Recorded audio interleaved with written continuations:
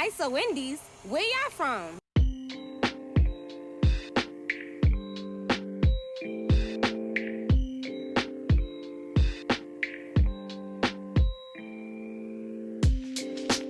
Hello everybody, welcome back to my channel. Today I'm joined by Shivani, who you've seen on my channel before, and Nikki, who is off camera at the moment.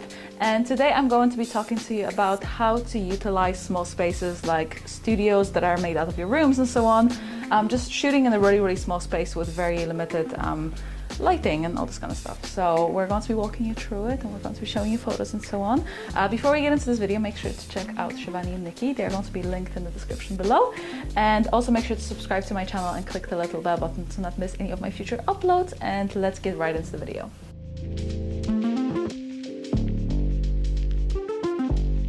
As you guys know, I'm a natural light kind of gal, but there is situations and places where it's just not a possibility for you to be out and about roaming in nature. So sometimes you have to go back into the basics and set up a little home studio. So today I'm going to be telling you everything about how I set up mine for this particular shoot. We did it back when I was in London and it was so much fun, and I just thought that I would walk you through it. Okay, so this is our setup at the moment. As you see, I moved the bed to fit in this space. Yeah, it's very nice. Lovely.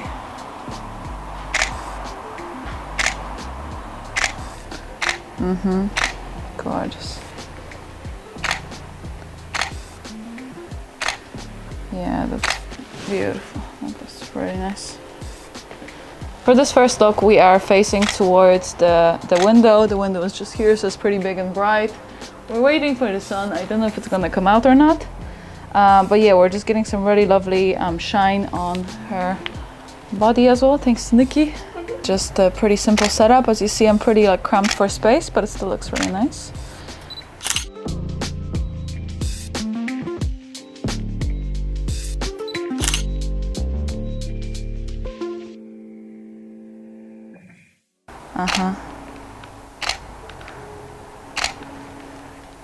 Yeah. So we're getting a tiny bit of light in her face, not too much, but it's really lovely. Beautiful. Oh my goodness. Oh, that's really beautiful. I love that. Oh my goodness. What is happening? Oh, magic. Beautiful. Yeah, that's really nice. I love that. See, there's this big like shadow on your face. It just kind of. I think it's from the hat. Is it from the hat? No, it's from the plant somewhere.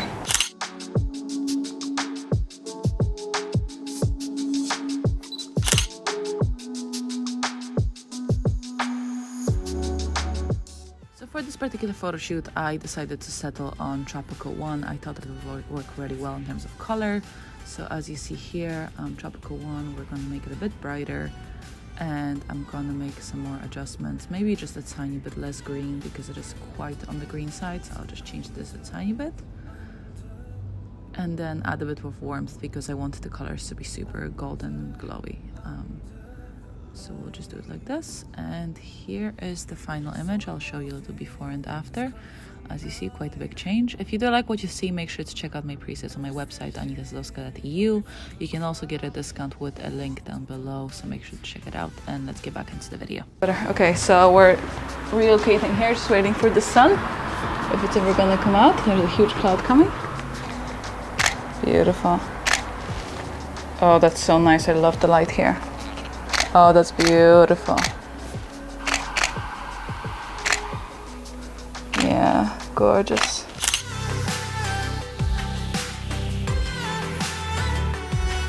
Okay, so this looks really lovely. The glow shows much better here, so I way prefer it over the side setup. The side is usually nice when the sun comes down because there's really nice reflection on this thing, but I think right now it's just a bit too early and we just have to wait for a bit more. But here it's really nice. We are obviously a bit tight for space, which is not ideal, but we're working with it. Beautiful. Gorgeous.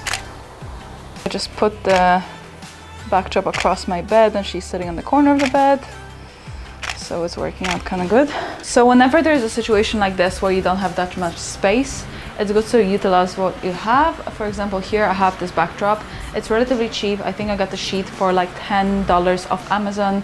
The stand itself was probably like $30. It's a pretty cheap setup. It's not a very stable setup, but it's good for what it needs to be. The sheet came with this thing as well, which is like a pre-cut opening, which is great because I was able to just thread it through, which is very, very helpful. And then yeah, I was shooting to the side of the room first, but the light was kind of sideways and wasn't really looking very nice. And then I just changed it straight on the bed. So I moved the bed out of the way first, and then I had to move it sideways. So it's just a bit of mixing and moving stuff around. It's very inconvenient, but it can be done. I am shooting in the 24-70, which also helps, because if there is not that much room, I can shoot on 35 and so on, or you can just shoot tighter portraits.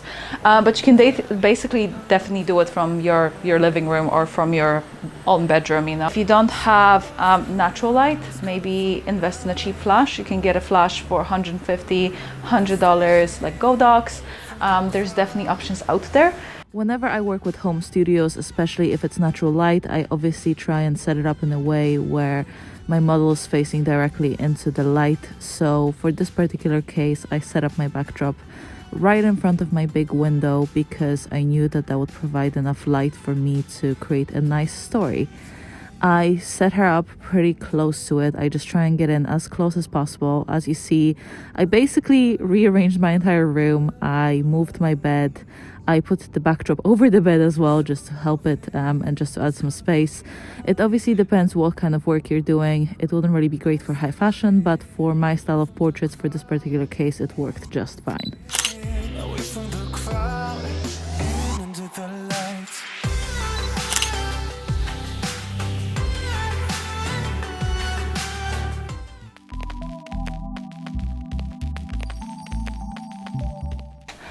Just a very simple black backdrop, and I think it just picks up the highlights better and it just works better than the gray. That's beautiful. Don't worry if your images look a bit darker on camera, because you will always lift the blacks up with Lightroom or with Photoshop afterwards.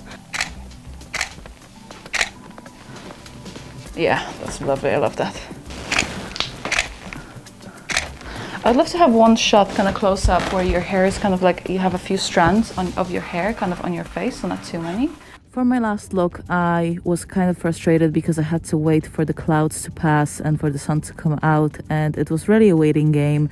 And I know it can be really stressful when you're trying to get the final shots when your light is fading and it's just not a possibility. But I really advise that you try and be patient and just work with it and just, wait for the light when it's right, rather than continuously changing your settings and trying to, make something work when it doesn't.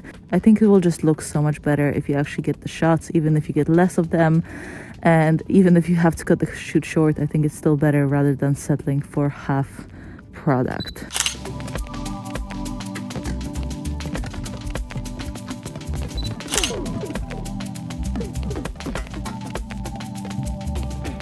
So whenever you're shooting in a smaller space, it's always very important to get the right lens for it. If, for example, you're shooting in a small room and you're trying to work with an 80mm, you're going to have a very, very bad time. For my setup, I used my 24-70, which was perfect because I was able to get that really nice wide look, and I was able to crop in for some of the portraits as well. So I just really like it because it's a really versatile lens. I can go down to 2.8, so it still captures quite a lot of light. Obviously, if I had a lens that was, for example, 1.4, it would have been better, but I didn't, and the 2.8 worked fine. For most of the shots, as you see, I also underexposed as always. I talk about it in my videos a lot, and I think underexposing is always so much better than boosting your ISO too high. I find that sometimes if you boost your ISO too high, the image is going to become grainy, but if you just underexpose your image, you will still be able to get much more details back in post-production, especially in Lightroom.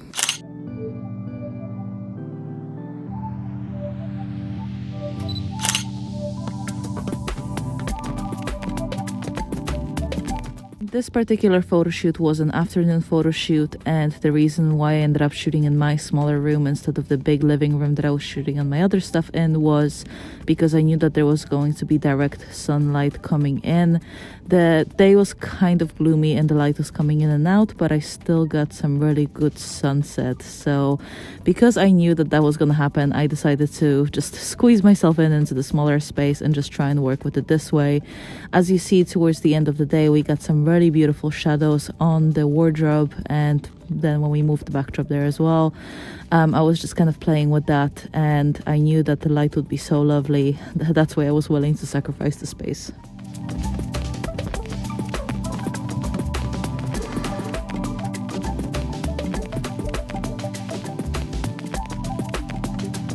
Overall, I definitely recommend putting some body oil, even if you're indoors and the light is indirect. I think it definitely helps to bring out glow in the body. I definitely recommend that you try and play with your space as much as possible. See what light is best in which side of the room. Usually direct sunlight from the window will be the best, or even just being as close to the window as possible. You know, sometimes you'll have to rearrange your furniture around and make sure that you get some extra space, but I promise it will all be worth it in the end. Okay guys, that's it for today. Hope you enjoyed the video. Thank you so much, Rani, for being my beautiful model. I hope you guys like the photos. Let me know what you think about our little room setup, how you like it or don't like it. Make sure to check out the girls. They're going to be linked in the description below. And if you did like this video, please give it a thumbs up. Please subscribe to my channel, and I will see you guys next time.